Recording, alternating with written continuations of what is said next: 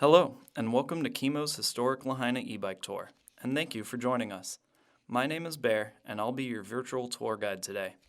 This tour is oriented in a geospatial order and not a chronological one, so the various stops hop around in time. To prevent confusion and promote a better understanding of Lahaina's history, it helps to fit the information at each stop into a timeline formed in your brain. There are 5 major eras in Hawaiian history, divided by the dominant economic activity of the time. We start our chronology in ancient Hawaii. The first settlers of Hawaii came from elsewhere in the Pacific, from island nations closer to Asia. Hawaii traces its culture back to 5 places: Fiji, Samoa, Tonga, Tahiti, and the New Zealander Maori tribe. The Polynesians, as these peoples are collectively called, arrived here sometime between 300 and 600 AD. Life in ancient Hawaii was quite free. They only spent a few hours per day tending to their crops and harvesting from the sea, so they had lots of spare time for leisure activities and battle.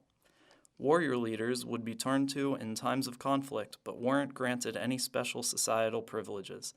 This all changed when the Tahitians joined Hawaii. Pa'ao, a Tahitian leader, came to Hawaii in the early 1200s.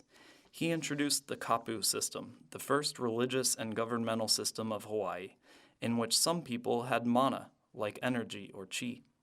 This mana gave them the divine right to rule, and so a religious leadership class arose above the commoners. To keep mana levels strong, royalty would only marry other royalty, which led to the acceptance and encouragement of intrafamilial marriage.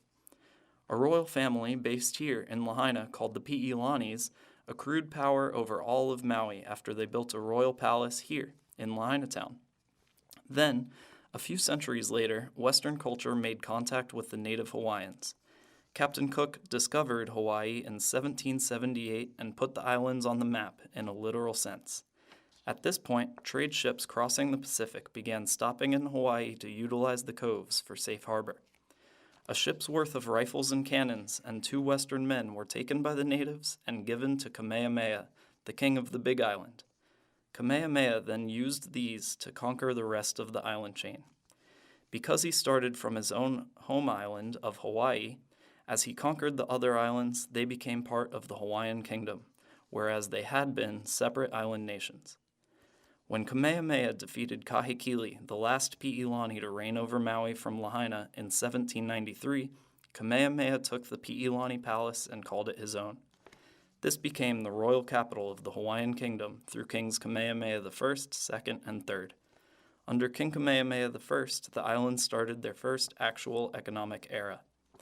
Around 1810, King Kamehameha I commanded his people to harvest sandalwood. It was quite in demand for use as incense fragrance, carving wood, and medicinal purposes, and sandalwood forests were absolutely decimated. But Lahaina was officially a trade destination, capable of accepting large, Western-style ships. In comes the whaling era. Whaling was mostly done in British Columbia and the South Pacific, but whalers would swing by Lahaina twice per year as they followed the whales' migration across the Pacific. The whalers would stop here to rest, relax, repair their ships, and resupply. With them came the first Westerners living in Hawaii: blacksmiths, sailmakers, hull repairmen, and everything needed to keep the port in service. So too came Protestant missionaries who, in 1823, founded Waine'e Church, the first in Lahaina. These missionaries also founded a school, now called Lahaina Luna High School, directly uphill of our bike shop. This is the oldest high school west of the Mississippi River. At this school, missionaries developed a written language for the, until then, only spoken Hawaiian language.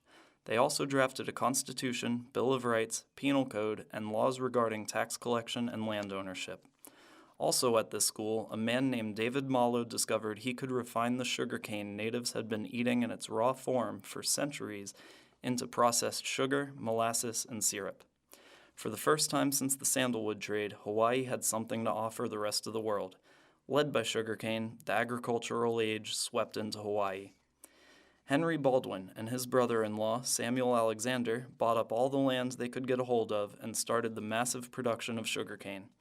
An offshoot of Alexander and Baldwin Co., now called Maui Land and Pineapple, began harvesting pineapple fields in Kapalua.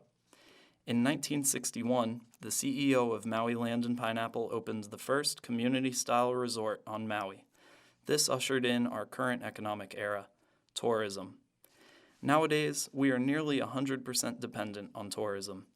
The tourism economy drove out the unsightly and stinky process of refining sugar, and agriculture on island is now only grown to support the tourism industry.